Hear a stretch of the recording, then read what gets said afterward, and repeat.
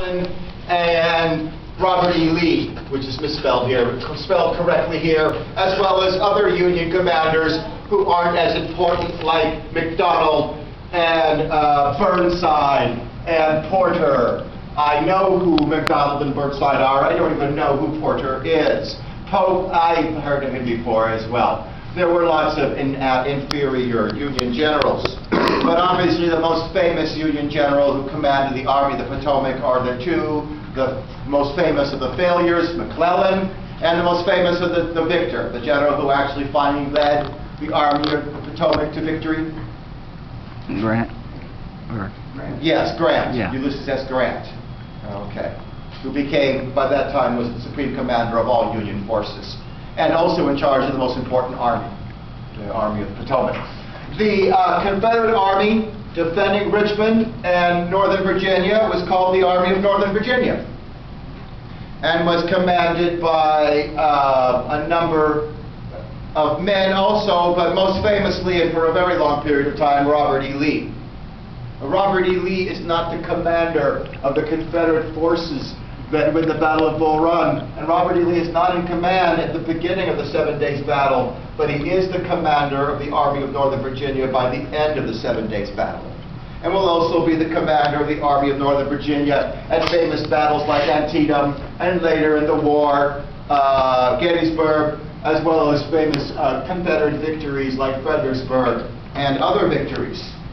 Not on this map. Okay, there. That was my introduction. The names of the most important officers, the names of the armies, and a little bit more geography coming at you right now. General McClellan was one of the only high-ranking graduates of West Point with a great deal of experience and competence who was a Yankee and stayed in the Union Army. He was one of the best officers. He's an excellent logistical officer. He's excellent at training. He's excellent at strategy. He probably is an excellent chess player. I don't think, have you noticed that chess masters don't often become poker masters? Because which game is more like war, chess or poker? No, sad. Yes, I am sorry. But it is poker in every way.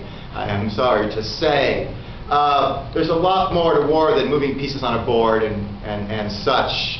War, you throwing men's lives away. We're going to talk about a phrase called the fog of war in just a moment, which is going to help explain how being a military officer has a lot more involved in it than you might think. If you have to make decisions in men's lives and where you're going to send men to battle. Because you're never going to have all the information. In a chess game, can you see where every one of the pieces are that your enemy has and that you have? Can you think out in your mind every possible move he's going to make and every possible move you can make? Can you do that in poker? No. Can you do that in war? No, you can't either. Okay, so there's the best example of why. But McClellan was not much in attacking. He was the commander of the Union Army after the Battle of Bull Run. 9 months go by, it's early, it's 1862, and the Union Army has done nothing. Every month it's getting larger, every month it's getting better equipped, every month it's getting better trained, but McClellan refuses to use it in combat. Meanwhile, the Confederate Army is having the time it needs to organize itself as a country, to organize its military, to organize a resistance, a defense. President Abraham Lincoln basically had to go to the media and threaten publicly to fire McClellan in order to force McClellan to launch an offensive. McClellan then did plan a brilliant offensive which should have ended the war early in 1862. And by the way, if the war had ended early in 1862, we're going to find out in a little while, I can just about promise you, one thing would not have happened. The slaves would not have been freed. Certainly not. There was no real movement in the North to free the slaves early in the war when only small numbers of people had died and limited sacrifices had been carried out, had been forced upon people. It was only after huge numbers of people died and massive sacrifices that the war had to be reinvented into a war to free slaves. The Civil War would become a war to free the slaves. It was reinvented during the war into a war to free the slaves. In fact, from the point of view of most Yankees, when the war began, What was the war being fought? What did Abraham Lincoln say the war was being fought for at the beginning? I just can't hear you. The preservation of the Union. Yeah, to preserve the Union. Yes, to hold the country together. And that's a very important statement, because behind that were certain opinions Abraham Lincoln had about slavery at the beginning of the war that he would not hold later. I'm saying that if necessary, he would have let slavery continue. Okay, so perhaps we shouldn't be rooting for the Union Army as much as you might, because if this battle had ended successfully, then 500,000 Americans wouldn't have had to die as 19 and 20-year-olds. He could have lived long lives, you know. Okay, well, McClellan is smart enough to realize that the entire Army of Northern Virginia is waiting up here to fight another Bull Run type battle against the Union. But there's no reason to do that, because the Union Army also has a Navy. And so you can use the Navy. Remember, never attack the enemy where they are, attack them where they're not. They're not waiting for that. That will lead to something like the element of surprise. You always want to attack your enemy in the side or the rear. Why even in a fight? I assure you, if you can get behind somebody and kick them in the back, you will win that fight no matter how stronger they are than you, because you've just inflicted serious damage into their back. Now, if you face front and they start punching your face in, you're going to lose that fight big time. Okay. And all wars are the same way. So McClellan is leaving enough forces to defend Washington, D.C. After all, the Union Army is larger than the Confederate Army. He took a substantial force down the Potomac River and landed them near the mouth of the Chesapeake Bay, very close to the Revolutionary War battlefield of Yorktown. When the Union Army landed at Yorktown in April 1862, they had completely outflanked the Confederates. They were now, as you can see by the map, considerably closer to Richmond than the entire Confederate Army, which is way up here. The Confederates now have to retreat as fast as humanly possible, desperately pulling reinforcements from everywhere, because Richmond is undefended and exposed. If McClellan had marched directly to Richmond, he could have taken Richmond without a battle. But McClellan is too conservative, or cautious, or at least that's what he says publicly, to risk his soldiers.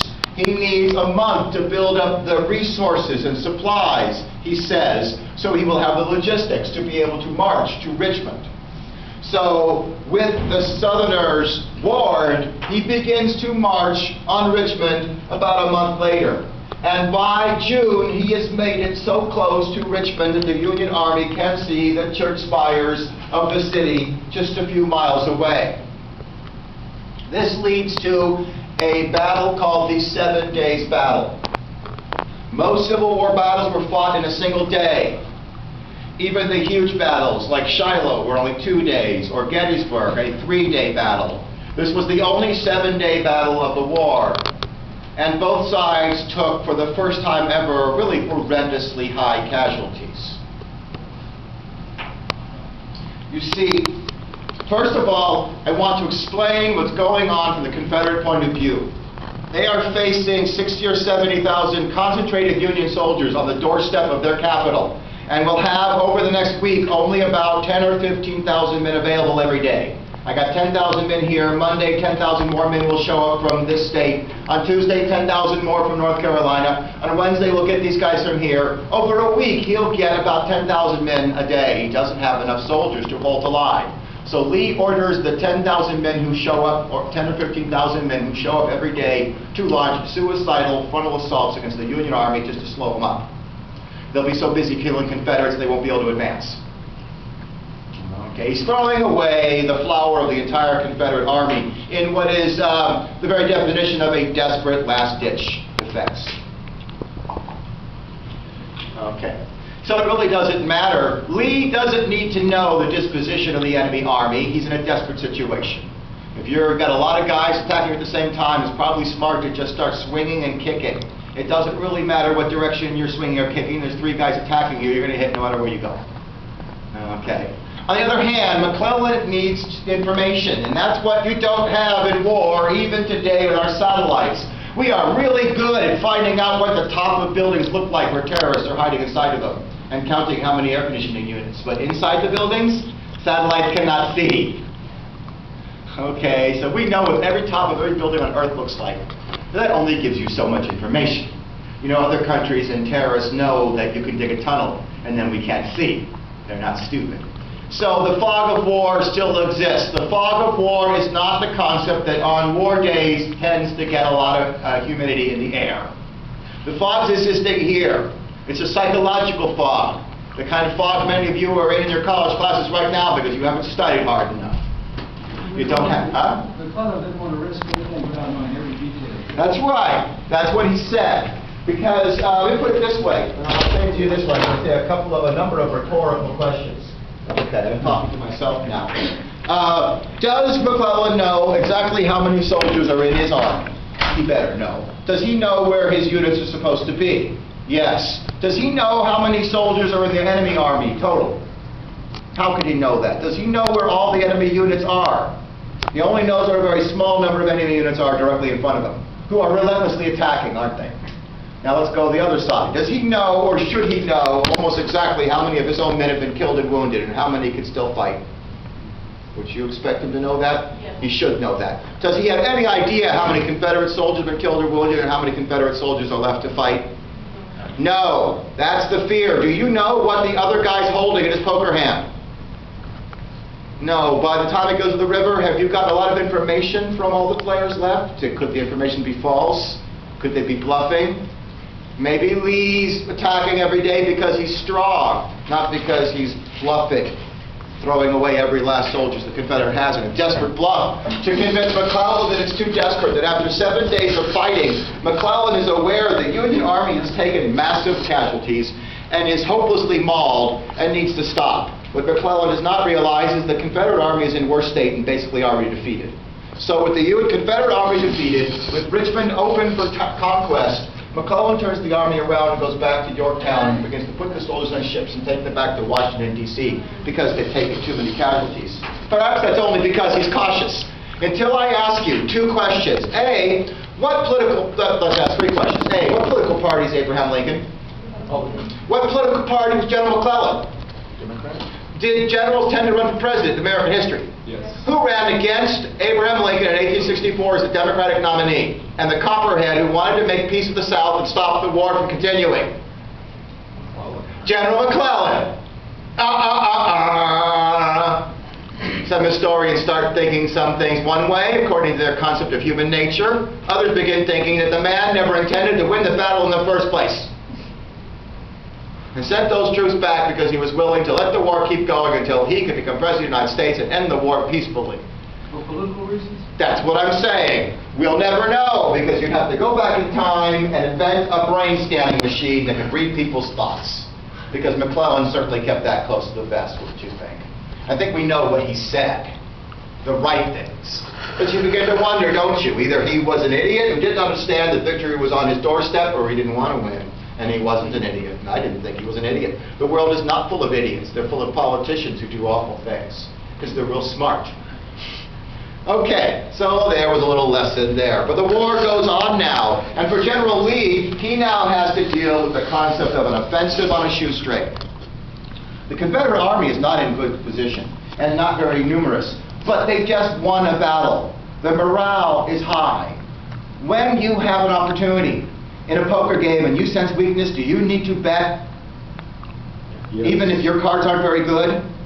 Yes, this is your chance to make some money by winning some hands even though you don't have good cards. You can't wait till you just have good cards. You know what we call poker players who wait till they have good cards? They're losers. They lose, because you could go hours without good cards. You have to attack the enemy when they give you the opportunity. You can't, true or false, can you win a war without ever attacking the enemy, even if those attacks are counterattacks? No, you have to, yes. Did the Confederate Army win the Seven Days War, or? Well, it's a red star. What would you say if the Union Army retreats and goes away? I call that a victory. Did they hold on to Richmond? Did the Union Army, did the Confederates hold on to Richmond? Did the Union Army retreat and go back where they came from? I call that a victory, don't I? You know, you got to call them yourself, and the map does. And in fact, as you can see on the map, is calling it a Confederate victory. In fact, it is. Matter of fact, I see an awful lot of Confederate victories, because now Robert E. Lee has an army. It's not very large, but it's extremely confident in their ability to fight. And he takes it north, and he wins battles in the Shenandoah Valley. They clear the Shenandoah Valley. Then he moves towards Washington, D.C., and fights a second battle of Bull Run and defeats the Union Army again. Now the Confederates have 3 victories in a row in just a few months and are starting to feel supremely confident. Meanwhile, the Union Army, which is losing battles where they outnumber the enemy every time, is starting to feel like the Cowboys. A lot of talent, a lot of money, but no wins. Where are the wins? And the morale damaged because the Union Army is not just going to have one coach fired, it's going to have a coach fired every couple of months. So Abraham Lincoln fires one general after another after a series of defeats in 1862 and 1863. Now it's August and September of 1862. In September of 1862, in just a few months, there'll be a congressional election, and the Democratic Copperheads will be able to win control of the House if only the Confederates could win one battle on Union territory. If the Confederates can cross the Potomac and win a battle on Union territory, that'll convince enough voters not to support the Republicans in the war, but to vote for the Democrats, the Copperhead Democrats, in peace. And as soon as the Congress votes for peace, that's it. The South has won the Civil War and it's got its independence. It's that close. So Lee crosses into the Potomac, even though his army is pretty battered and not that large, less than 50,000 men. The Union Army is only about 75,000 men, but still, being outnumbered, you never want to attack the enemy, especially Civil War, World War I type battles where it's just a basic matter of I kill one soldier, you kill one of mine, and you keep fighting until one side doesn't have enough troops left to fight. You don't want to be outnumbered in such a battle. And that's what Lee faced at Antietam, the most horrible day in American history, September 17, 1862. When in a single day of fighting, over 25,000 Americans, both Southerners and Northerners, died. Now what happened in that battle defines attack and die completely. Because in the first few hours of the battle, the Confederates launched a massive series of hopelessly suicidal frontal assaults in which they lost a few tens of thousands of lives. The Union Army then saw an opportunity for victory and launched a series of suicidal frontal attacks against the surviving Confederate soldiers. The Union Army lost 10 or 12,000 lives in the next hour. And when it was all over, both sides had lost about the same number of soldiers, meaning that Robert E. Lee's army was now really small. And he could not stay in the North. This battle, can we not say that the way I described Antietam, it sounds like more like a tie? Matter of fact, all Civil War battles start thinking kind of like ties when you realize that the victors almost always took more losses than the defeated.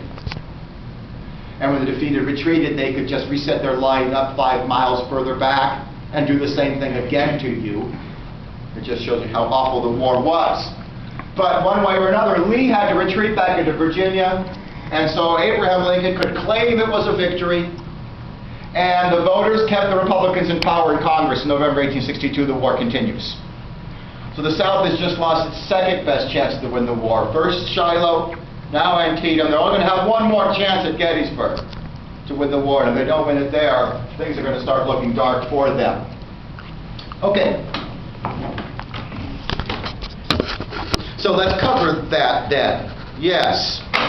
Let's continue on with the wars in Virginia. Matter of fact, this next map closes up even closer because the fighting is tighter, although it starts going further into the north.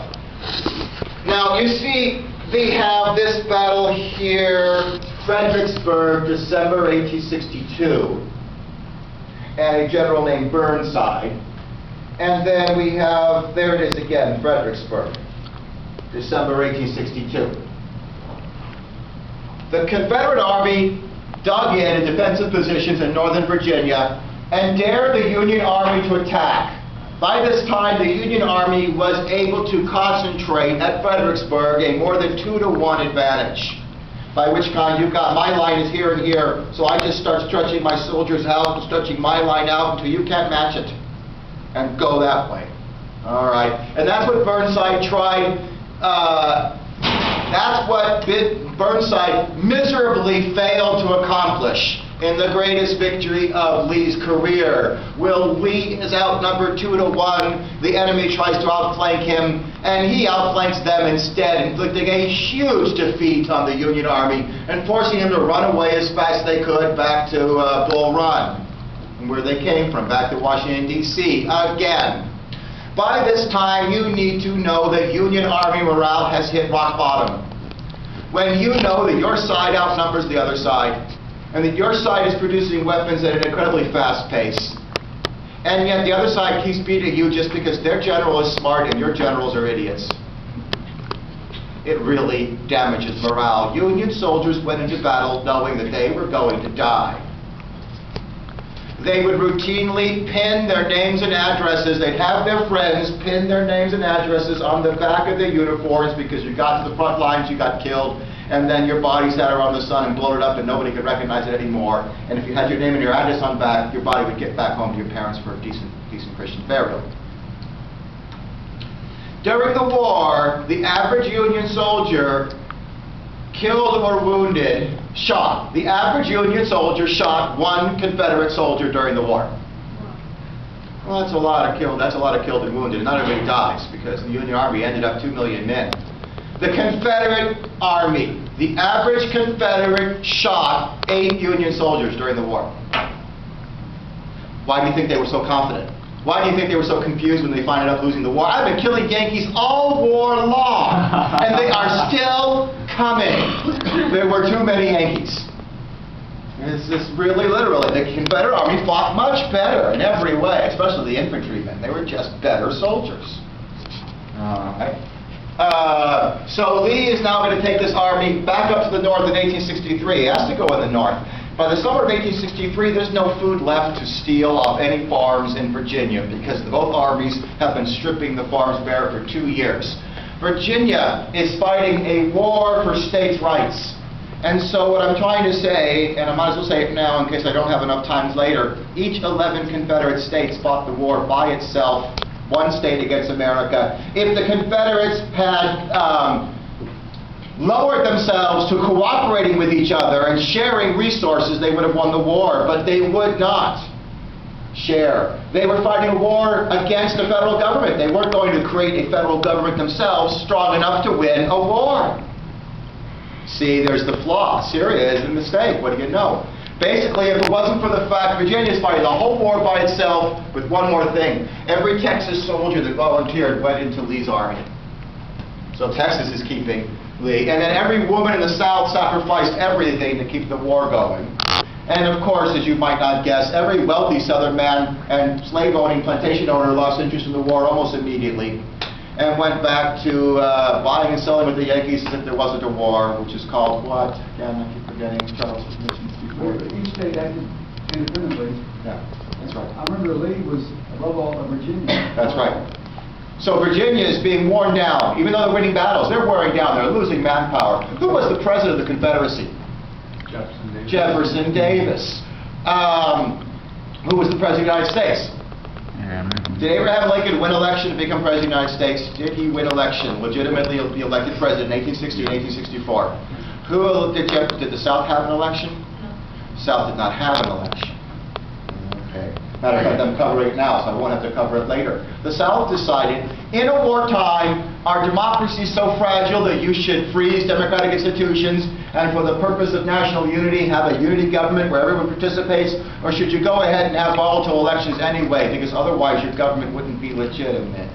That's what the South didn't figure out. They never had elections. Not the entire time of the Confederacy were there ever any elections at all. And so Jefferson Davis wasn't the South's president. He was a guy who claimed to be president. Southerners didn't see him as president. They hadn't voted for him, and nobody respected him. When Jefferson Davis gave orders, nobody obeyed. When Abraham Lincoln gave orders, if you didn't follow through, in wartime, the Bill of Rights does not apply, and Abraham Lincoln routinely, he was a democratically elected dictator. Anyone who didn't follow orders in the North found themselves in jail or executed immediately. Every state was under the control of the federal government, which gave orders and centralized and directed resources, construction, things that Jefferson Davis simply could not do, and when he tried, he got resistance. Lincoln was a dictator for a while. And in wartime, that is by law. By law, during wartime, if the Congress actually declares war on a country and does not simply vote to give the president the power to wage war without actually waging war. Did we declare war in Iraq in 2003? No. When was the last time the United States actually declared war on anyone for any reason? December 8th, 1941. We declared war on Germany, Japan, and Italy. Since then, we've just finagled and faked our way through pseudo-wars. And as a result, your Bill of Rights freedoms and liberties still apply because we're at wartime without an official declaration. But in an official declaration, the Bill of Rights doesn't apply. The President of the United States can do whatever he needs to do to preserve the Union. A democracy that is conquered by someone else doesn't have any freedoms at all, now does it? Okay. So, for many reasons, Lee takes his victorious army, full of huge confidence in himself, having won battle after battle against the North, even though almost all of those battles were battles where the North attacked, giving Lee a huge advantage in attack and die strategy combat. It's much better to be the defender than to be the attacker. And he drives north through Maryland. He's even into Pennsylvania. Now, by this time, General McClellan had been fired long ago. He'd been replaced by other generals like Burnside, who lost the Battle of Fredericksburg, and other men like General Hooker, who were only in command for a short period of time. General Hooker at least knew that you should maintain your soldiers' morale by giving them lots of good food, alcohol, entertainment, and prostitutes, which he brought down from the north, which were all called General Hooker's girls, hookers. That's where we get that one. But other than that, he didn't do very much. By the time the Union Army and the Confederate Army ran into each other by accident at Gettysburg, the Confederates had just turned right eastwards. The Union Army didn't even know the Confederates had turned east, and the two armies just kind of ran into each other. Once that happened, General Lee decided that his was his opportunity for this is it. We've been fighting for 2 years in a war that may not even be moral. Robert E. Lee was never really a Confederate sympathizer. He fought because he was from Virginia. And he decided, what the heck, I'm going to go all in.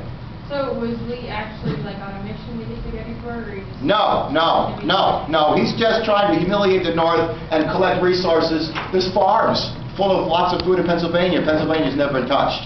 He's just trying to accomplish something. And here's his chance. Maybe this was, God's given me this opportunity. Let's attack the Yankees and see what happens. I hear their general is Meade. He's an incompetent, drunk, and he gets into trouble all the time. When President Lincoln picked Meade as his commander, Meade thought he was under arrest for insubordination because he'd gotten drunk and fought the last night. Instead, he was commander of the Union Army. He's the only commander to win a substantial and major victory in world history who never gave a single command. He spent the entire battle hiding in his tent, drunk off his ass and afraid to give commands. The Union Army is just going to luck out here, folks. What I'm trying to say is that the commanders of the Union Army division simply set their units up naturally where they thought would be the best place. And move forward, the first guy set up then, and they made a line. What else are you going to do? It just so happened that the Union Army set itself up in a very defendable line. With a set of hills protecting their right flank, the Union Army set itself up looking like a fishhook, and its left flank was protected by a set of hills, the right flank was protected by a set of hills, and the Union Army has more artillery than the Confederates.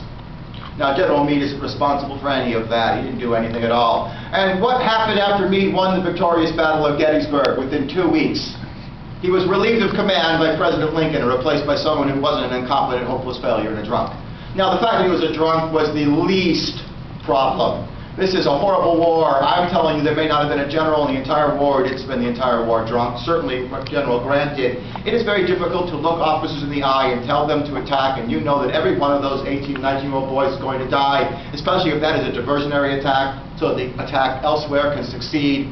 It's a lot easier to do that if you are so drunk you can barely stand up. And you can play poker very drunk and still make lots of money? Yes, you can. Can you play chess very drunk and make lots of money? No, you can't. Well, war's more like poker. The Confederates tried their best. On day one, they tried to, let's think of armies this way as having 3 parts, a right flank, a left flank, and a center. Football line. At the beginning, on the first day of the battle, Robert E. Lee's right flank tried its very best to take control of the hills in the north that were the right flank of the left flank. Robert E. Lee's left flank tries very hard to try to take control of those hills on the north, which are the Union Army's right flank, during the first days of battle, and fails, actually very miserably. On the second day of the battle, that means that the Confederate Army's left flank is exhausted, and we need weeks to recover. Just because not all the soldiers, soldiers just not dead or wounded, that it's just engaged in attack, it's not ready to attack the next day. The units are all broken up and confused. Soldiers are all over the place. All right. So the third is out of commission. But Robert E. Lee still has his right flank, which he throws at the more exposed Union Army's left flank on the second day, and almost reaches the very top of the hills. But in some brutal fighting, the Union Army pushes them back. So after 2 days of fighting, the battle's really over. The right and left flank of the Confederate Army are exhausted and cannot fight.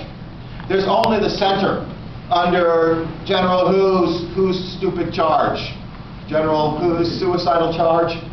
Pickett's charge of July 3rd, 1863. The center of the Confederate Army, composed of 15,000 men, has not done any fighting. And the officers demand their right to not be dishonored in front of their men and attack the Yankees. Right in the center, where the entire artillery of the Yankee Army is concentrated, this attack is hopeless. It can't achieve success. And yet the Confederates are so confident and hard fighting that some of them who weren't all killed actually made it to the Union lines, where they did some hand-to-hand fighting at 10-1 odds against them, because they're all dead by that time. Well, the Confederates took such losses at Gettysburg that they would never be able to launch another attack for the rest of the war, which would take 2 more years. There's going to be 2 more years of horrific fighting here in Virginia, but the entire time it's going to be slowly bleeding the Confederates to death by losing battles against Robert E. Lee, but by this time he's in such trouble that, at some point when the Confederates run out of men, you're all gone. Now I have one more. Now let's now move. Yeah, I'm missing a battle. I'm missing a map, but luckily I can make my own. Now let's go to the west. And as you remember, over here in the west, after the Battle of Shiloh, the Union Army had taken about half of Tennessee and reached down past Memphis, and all of this area had been lost by the Confederacy in 1862 and was now in control of the Union Army, which has also taken New Orleans. But there's still Vicksburg. And Vicksburg doesn't fall until that date of July 1863, which is the exact same date that Gettysburg is being fought on the other side of the country.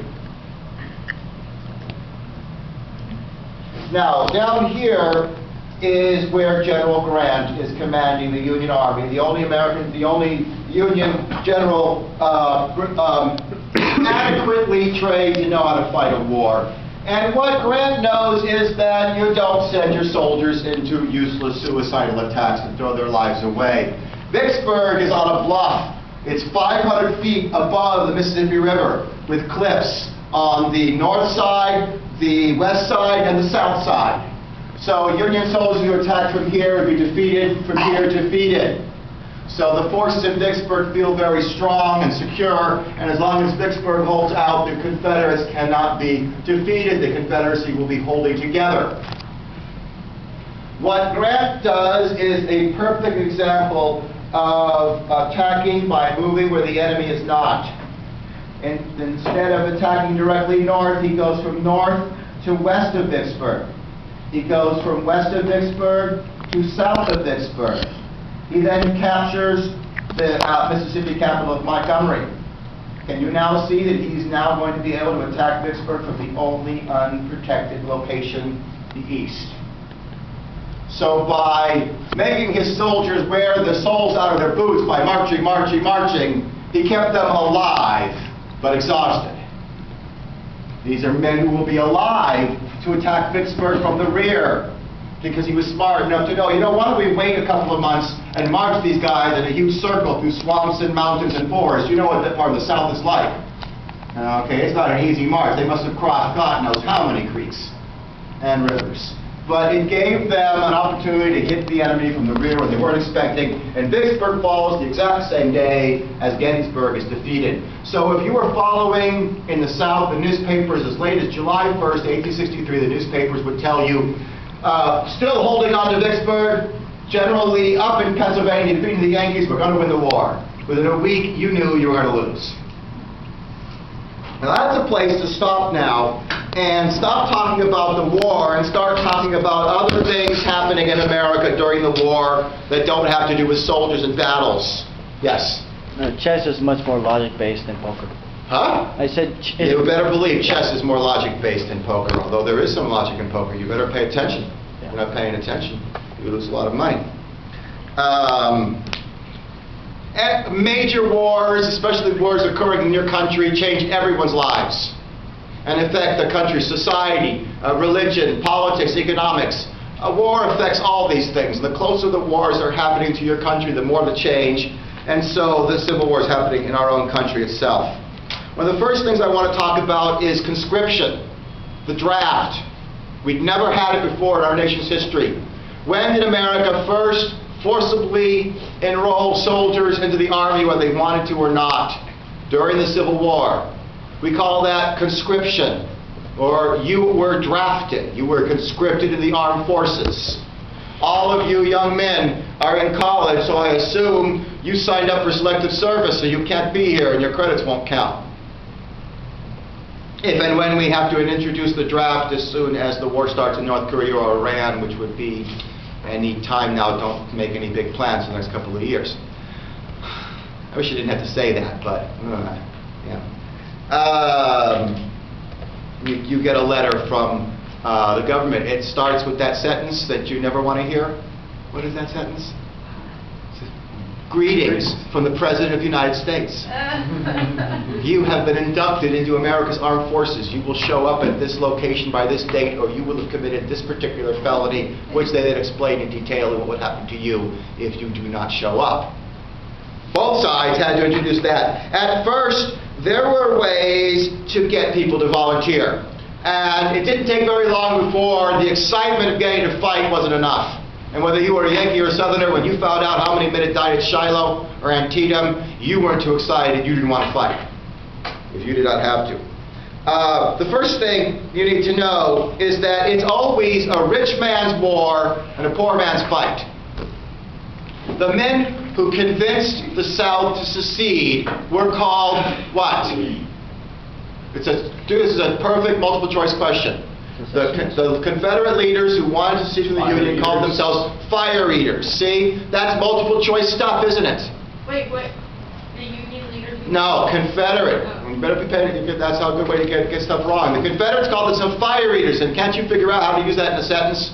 I'd rather eat fire than have Abraham Lincoln as President of the United States. So those damn Yankees telling us what to do and talk about slavery again, I'd rather eat fire. I'll secede from the Union. I don't care about any advantages, strategic advantages they have.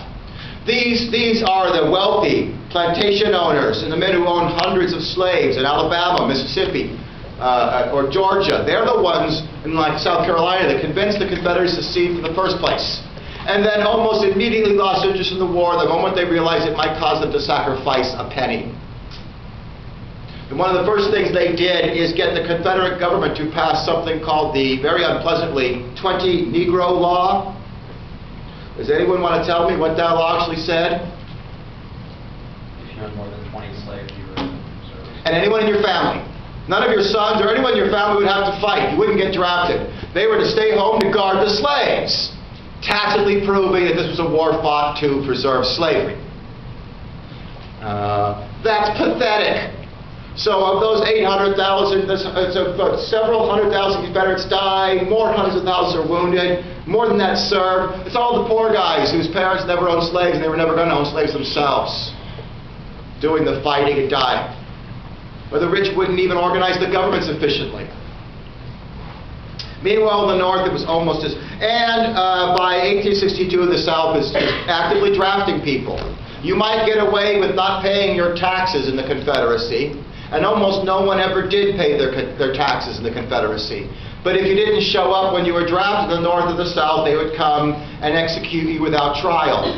Many hundreds of men who did not want to fight would try to hide in the wilderness, like living in a tree. But there is nothing more suspicious than someone trying to hide. I am sorry, but that's the thing you don't realize. You try to hide, everyone sees you hiding. Look over there, a guy hiding.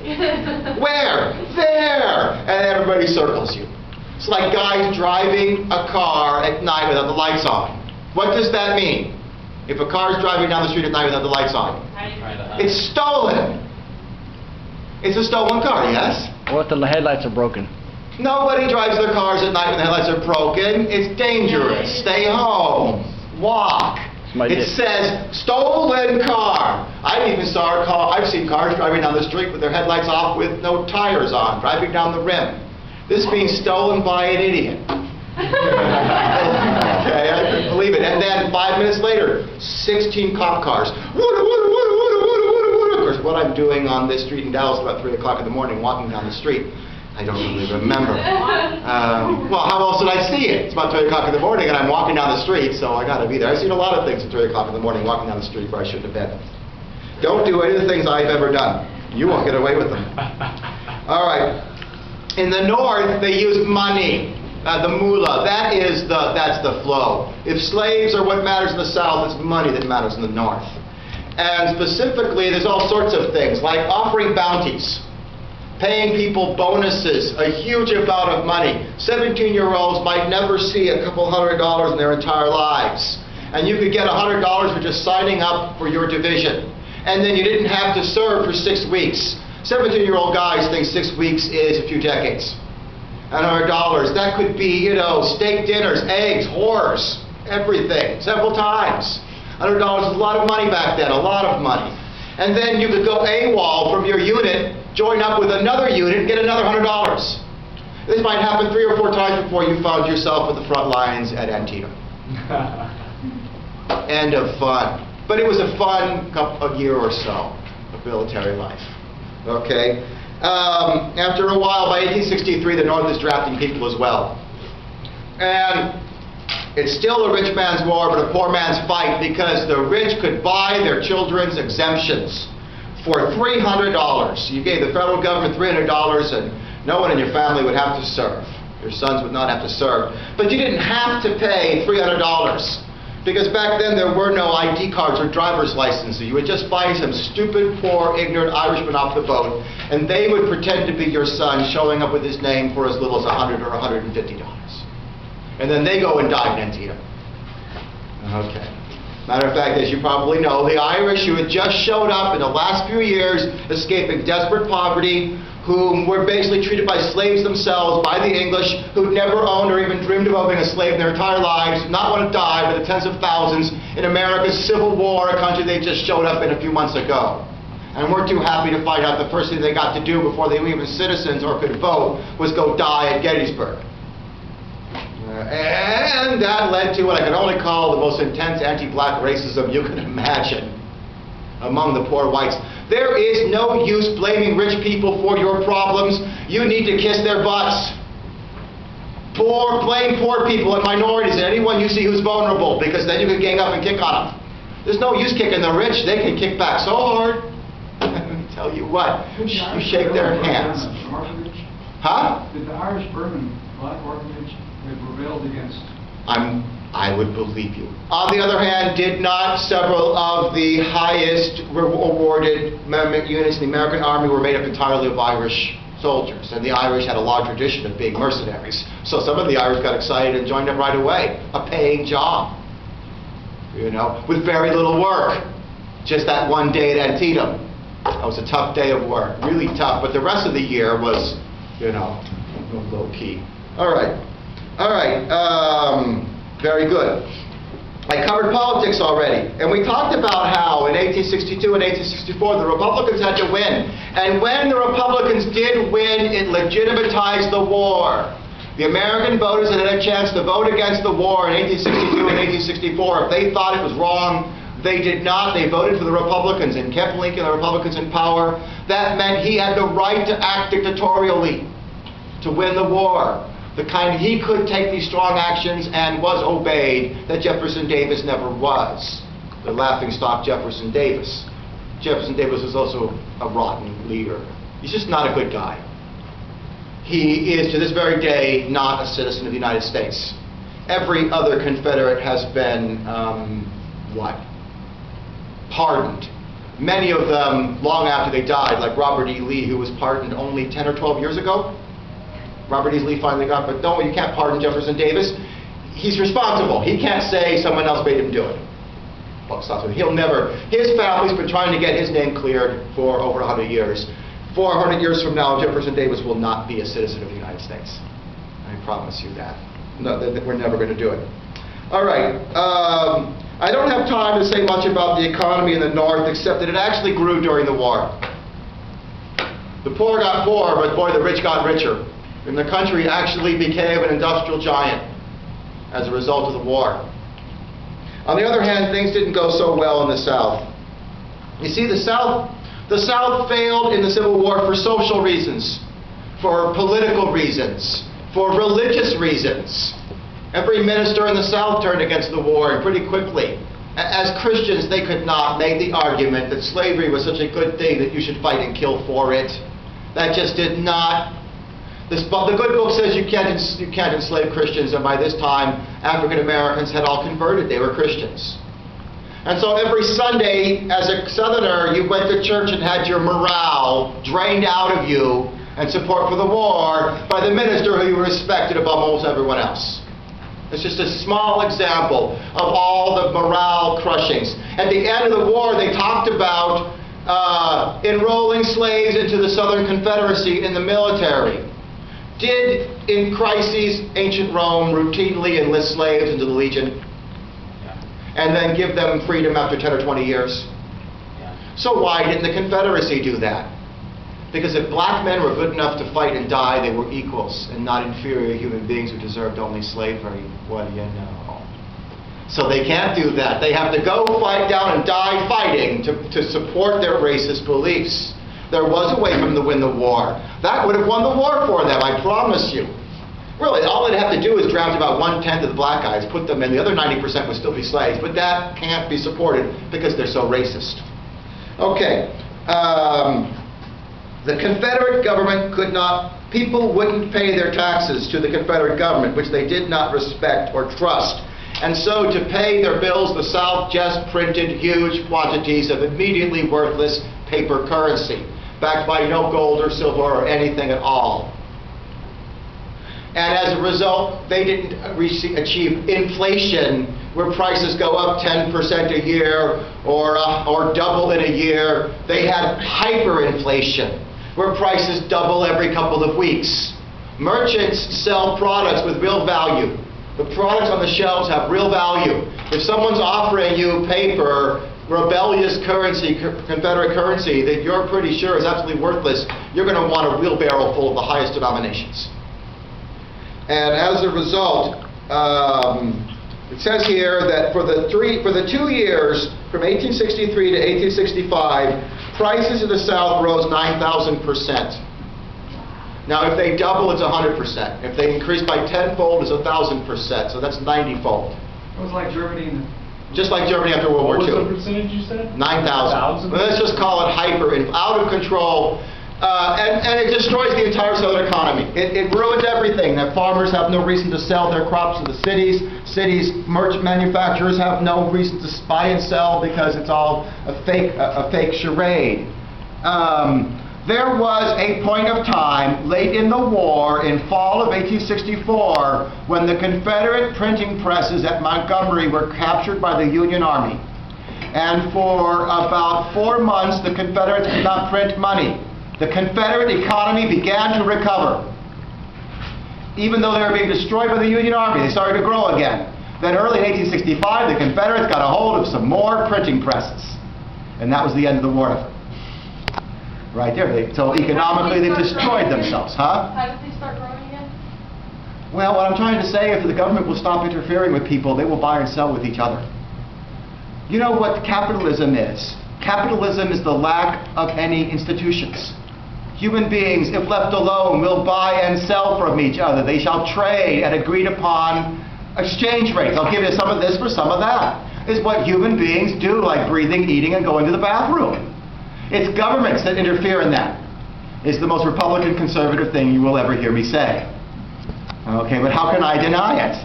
The Confederates are interfering in the economy by printing up so much money that they're destroying the entire idea of money as currency for exchange. I suppose that during the Confederacy, you just had to barter, you know, as best you can. And countries can't operate on barter. Okay, so that's another example. So the South failed economically, the South failed politically, the South failed socially, and with all that failure, the soldiers at the front line were eventually, no matter how heroically they fought, doomed to lose.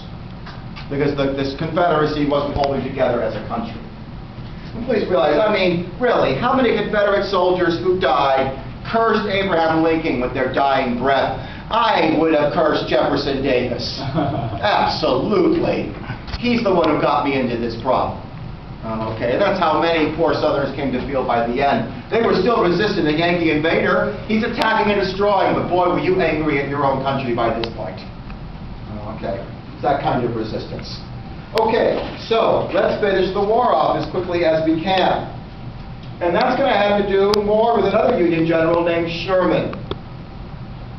Because it's Sherman, the Atlanta campaign and Sherman's march to the sea, 1864 to 1865. By 1864, the Confederacy is in a tough place. By 1864, they've lost even more territory. They're still holding out up here, thanks to Robert E. Lee. They're still holding out here up in the north. But down here, they've lost this entire area. Into Montgomery, almost all of Tennessee and Kentucky. It's all fallen. One by one, the West is falling. And the Union Army is headquartered here and desirous to take the very important Confederate city of Atlanta.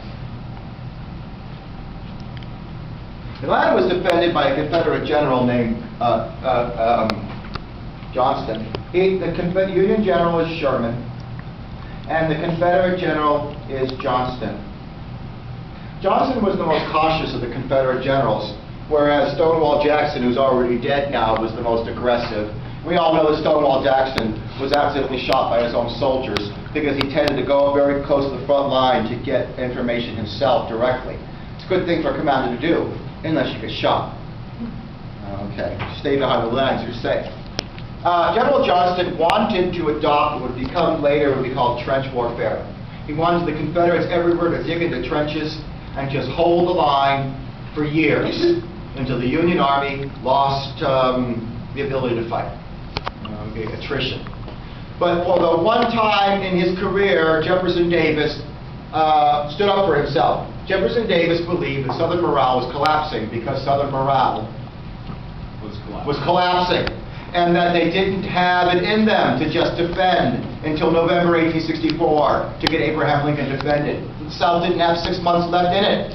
And so to restore confidence, the South needed to win a battle. So Johnston was replaced by, what's underneath? By Hood. General Hood, a nearly insane man who'd already lost one leg and one arm in the war and had become unhinged and just wanted to kill Yankees. General Hood's army in Atlanta was outnumbered by General Sherman's army by 3 to 1, and yet Hood recklessly attacked and died. The surviving Confederate army was too weak to hold on to Atlanta even if they tried. And so General Hood tried something reckless and desperate. He began to move into Sherman's rear, to get behind Sherman into Tennessee, to cut off Sherman's supply lines, and force Sherman to turn back around out of northern Georgia and into Tennessee to follow him. But Sherman realized that there are two ways to get supplies, logistics. One is to get them from your own side. The other is to take them from the enemy by force. And this wouldn't be difficult. Because if the Union Confederate Army defending Atlanta is now in Tennessee, what Confederate soldiers are defending Georgia? There aren't any. Congratulations, General Hood. You've made a serious mistake. The Union Army just marches into Atlanta and seizes it and burns it. And General Sherman now makes a decision. Now that the South is losing, the North now tries to convince the South to give up. Especially, you don't want Southerners to turn to guerrilla warfare now that their armies are defeated and spend the next 20 or 30 years ambushing Union soldiers in southern swamps, mountains, and hills. They also have a feeling this might work because the Southerners have changed their mind and realized this war is a mistake, and they really, in their heart and souls, want to be American citizens again, even if it means giving up their slaves, which they are now realizing, after having lost several 100,000 lives in the battlefields, is no longer within their power to hold on to anyway. That they have basically lost their slaves already. So many Southerners are not willing to give them up and lose the war if they can just become Americans again. But others are willing to fight to the end. So what Sherman does is order his army to spread out over 50 miles, to march the 50 miles all the way across Georgia to Savannah, purposely creating a trail of complete and total material destruction. We're not talking about slaughtering or butchering anyone. We're talking about destroying every farm, burning every building, destroying every road, bridge, railroad, factory, anything that might be worth money, destroy it or seize it or ruin it. So the Confederates will realize if you don't surrender, you will all be very, very poor when this war is over. You fought this war to preserve your possessions, the slaves. Now you lose your slaves and everything. And that I'll keep doing this to the South in slices and chopping and burning and destroying until the war's over, turning Sherman into the most hated man in the history of the South. And that's when you watch that old 1960s comedy, Beverly Hillbillies, Granny's always saying, "Where's Sherman?" And she gets her shotgun, she's just chasing Sherman around and wants to get him. Okay, Sherman's march. It's very destructive of property. And then he just keeps on. He cuts through South Carolina, then he goes to North Carolina, and he's destroying everything in his path. The South has now been chopped up into 3 parts, into 4 parts. It's all over for the South, except for the fact that Robert E. Lee is not defeated. As long as Robert E. Lee and the Army of Northern Virginia is still in existence, then I guess the Confederacy can continue. And there's still General Hood's army doing nothing, running around in Tennessee and Kentucky. And I guess there's some forces in Texas and other places that have not been defeated. This is when President Lincoln realizes that he needs a general willing to lose as many lives as necessary to win.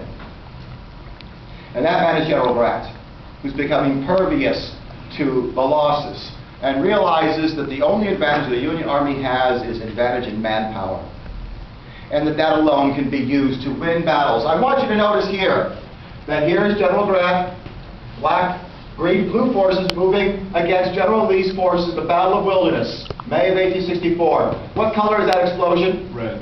So who won that battle? When the battle was over, Lee, who had won the battle, was forced to retreat. And the Union Army followed. And then there's another battle. Who wins that battle? And then Lee has to retreat further. There's another battle here. Confederates won that battle. And this battle. And finally, after winning 1, 2, 3, 4 battles, Lee is forced into trenches around